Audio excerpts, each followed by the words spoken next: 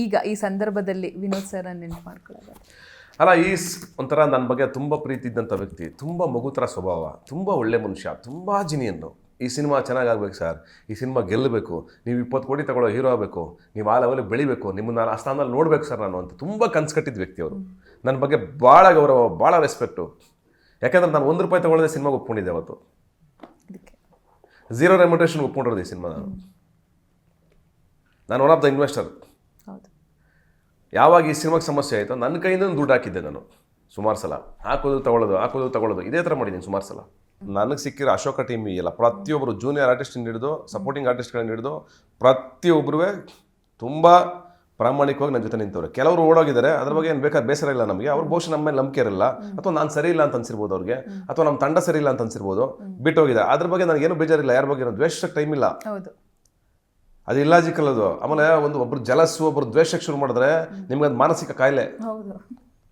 ಆಮೇಲೆ ನಾವು ನೆಮ್ಮದಿಯಾಗಿರೋಕ್ಕಾಗಲ್ಲ. ನಾನೇನು ಮಾಡ್ತೀನಿ ಗೊತ್ತು, ಫಸ್ಟು ಯಾರಾದರೂ ನನಗೆ ಅವ್ರು ಇಷ್ಟ ಆಗ್ತಾ ಇಲ್ಲ, ಅವ್ರ ಜೊತೆಗೆ ನಂಗೆ ಸರಿ ಹೋಗ್ತಾ ಇಲ್ಲ ಅಂತಂದರೆ ಫಸ್ಟು ವಾಟ್ಸಪ್ ಸ್ಟೇಟಸ್ಸು ಅವರೆಲ್ಲೂ ಕಾಣಿಸ್ಬಾರ್ದು ನನಗೆ, ಆ ಥರ ಬ್ಲಾಕ್ ಮಾಡ್ಬಿಡ್ತೀನಿ. ಅಂದರೆ ಬ್ಲಾಕ್ ಯಾಕೆಂದ್ರೆ ಅವ್ರು ನೋಡಿದ್ರೆ ಬರುತ್ತೆ, ನಮ್ಮ ತಲೆವಾಡೆ ಥಾಟ್ಸ್ ಬರ್ತಾ ಇರುತ್ತೆ. ದ್ವೇಷಿಸಬೇಕಾಗುತ್ತೆ ಅವ್ರನ್ನ, ಬೇಡ, ಚೆನ್ನಾಗಿರಲಿ ಅವರು, ಅವ್ರು ನಮ್ಗೆ ಎಷ್ಟೇ ಕೆಟ್ಟದ್ದು ಮಾಡಿರಲಿ, ಚೆನ್ನಾಗಿರಲಿ ಅವರು. ದುಡ್ಡಿನ ವಿಚಾರದಲ್ಲೂ ಅಷ್ಟೇ ಕೆಲವರೆಲ್ಲ ಎಕ್ಸ್ಪೆಕ್ಟ್ ಮಾಡೋದು. ನಾನು ಹೇಳಿದೆ ಅವ್ರಿಗೆ, ಸರಿ ಕೊಡಿ, ಎಷ್ಟಾಗುತ್ತೆ ನಮ್ಮ ಕೈಲಿ ಅಷ್ಟು ಕೊಡಿ, ಸಿನಿಮಾ ಗೆದ್ಮೇಲೆ ಇನ್ನೂ ಕೊಡಿ, ದುಡ್ಡಿನ ದಾಹನೆ ತೀರೋರ್ಗೂ ಕೊಡಿ, 10 ಲಕ್ಷ ಎಕ್ಸ್ಟ್ರಾ ಕೊಡಿ ಅಂತಂದೆ ನಾನು. ನೀವು ಒತ್ಕೊಂಡು ಹೋಗ್ತೀವಿ ಹೋಗ್ಬೇಕಾದ್ರೆ ದುಡ್ಡನ್ನ. ನಾನು ಅದೇ ಹೇಳಿದೆ, ಕೊಡಿ ಸರ್. ಅವ್ರು ಕೇಳೋರು ನನಗೆ, ನಮ್ಮ ವರದನವರು, ಸರ್ ಹಿಂಗಿದೆ, ಈಗ ಇನ್ವೆಸ್ಟರ್ ಬಂದು ಇನ್ವೆಸ್ಟ್ ಮಾಡ್ತಾ ಇರ್ಬೇಕಾದ್ರೆ, ಸರ್ ಹಿಂಗಿದೆ ಹಿಂಗೆ ಆಗ್ತಾಯಿದೆ ಸರ್, ನಾನು ಇನ್ಮೇಲೆ ಆಗಿಲ್ಲ ಪೇಮೆಂಟ್ ವಿಚಾರಗಳಲ್ಲಿ, ಕೊಡಿ ಅಂತ. ಫಾರ್ ಎಕ್ಸಾಂಪಲ್ ಇವ್ರು ಪಾಪ ಅವ್ರು ಮಾತಾಡಿದ್ವಿ, ಅದೆಲ್ಲ ಆಯ್ತು. ಅವ್ರು ಯಾವತ್ತು ಪಾಪ ಫೋನ್ ಮಾಡೋದು, ಮೆಸೇಜ್ ಮಾಡೋದು ಯಾವುದೂ ಇಲ್ಲ. ಆದರೆ ಈ ಸೋ ಸ್ವೀಟ್, ಅವ್ರು ತುಂಬ ಒಳ್ಳೆ ಹುಡುಗಿ.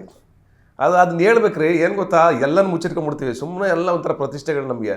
ಒಳ್ಳೇದು ಬಂದಾಗ ಹೇಳ್ಬೇಕು. ಅವ್ರ ಡಿಸಿಪ್ಲಿನು, ಅವ್ರ ಶಿಸ್ತು, ಅವ್ರ ಸಿನಿಮಾ ನಡ್ಕೊಂಡಿರೋ ರೀತಿ, 6 ಗಂಟೆಗೆ 6 ಗಂಟೆ ಸೆಟ್ ಬರೋದು, ಪ್ರಮೋಷನ್ಗೆ ನಾನೇ ಅನ್ಕೋತಿದ್ದೆ ಬಂದರೆ ಒಂದು 2-3 ಸಲ ಬರ್ಬೋದು, ಯಾಕೆಂದರೆ ನಾನು ನೋಡಿದ್ದೀನಲ್ಲ. ಇವರು ಇಷ್ಟು ಲೆವೆಲ್ ಸಪೋರ್ಟ್ ಮಾಡ್ತಾರೆ ನಾನು ಎಕ್ಸ್ಪೆಕ್ಟೇ ಮಾಡಿರಲ್ಲ. ನಾನು ಮಾಡಿಲ್ಲ ಅಂದರೆ ಫಸ್ಟು ನಾನು ಯಾವುದೇ ಸಿನಿಮಾ ನಾನು ಮಾಡಿದ್ಮೇಲೆ ಪ್ರಮೋಷನ್ಸ್ ಅಂತ ಕರೆದಾಗ ನಾನು ಹೋಗಿಲ್ಲ ಅಂದರೆ ಫಸ್ಟು ನನಗೆ ಯಾರು ಬೇರೆಯವ್ರು ಆಚೆಯವ್ರು ಹೇಳ್ತಾರೋ ಇಲ್ವೋ, ಫಸ್ಟು ನಮ್ಮ ಮನೇಲಿ ಬಯೋದಂದ್ರೆ ನನ್ನ ತಂದೆ. ನೀನು ಸ್ಟಾರ್ಟ್ ಒಪ್ಕೊಂಡಿದ್ಯಾ ಅಂದರೆ ಒಂದು ಕೆಲಸನ ಅದನ್ನು ಮುಗಿಸ್ಲೇಬೇಕು. ಮುಗಿಸ್ಲಿಲ್ಲ ಅಂದರೆ ಅದು ನಿನ್ನ ಕೆಲಸ ಮಾಡೋಕೆ ನೀನು ಲಾಯಕ್ಕೇ ಇಲ್ಲ.